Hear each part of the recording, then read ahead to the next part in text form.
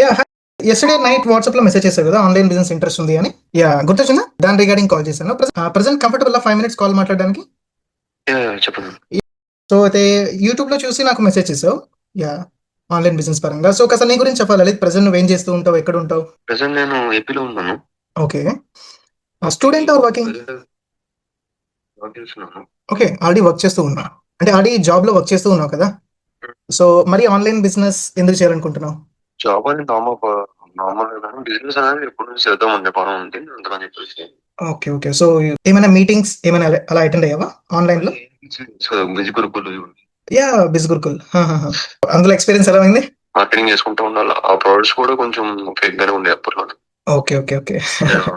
Yeah sure sure sure, definite గా. అయితే నువ్వు ఎలాంటి టైప్ ఆఫ్ బిజినెస్ నువ్వు వెతుకుతున్నావు? ఏదైనా పర్లేదు, ప్రెసెంట్ బిజినెస్ టైప్ లో ఏమైనా చేద్దామని చెప్పి ఆలోచిస్తున్నాం ప్రెసెంట్. సో ఇక్కడ యంగ్స్టర్స్ కి అండ్ ఎంప్లాయీస్ కి సోషల్ మీడియా నుంచి బిజినెస్ ఎలా బిల్డ్ చేయాలో మేము ట్రైనింగ్ ఇస్తాం అనమాట. మనం యాక్చువల్ గా ఒక సోషల్ మీడియాలో ఒక బ్రాండ్ తో మనం కొలాబ్ అవుతాం.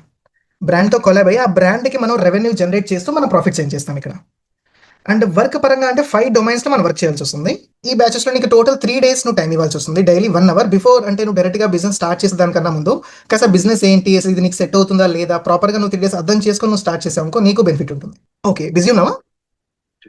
అచ్చా, ఓకే ఓకే లలిత్. యా, ముందేమో కంఫర్ట్ అన్నారు, ఇప్పుడేమో మళ్ళీ బిజీ అన్నారు.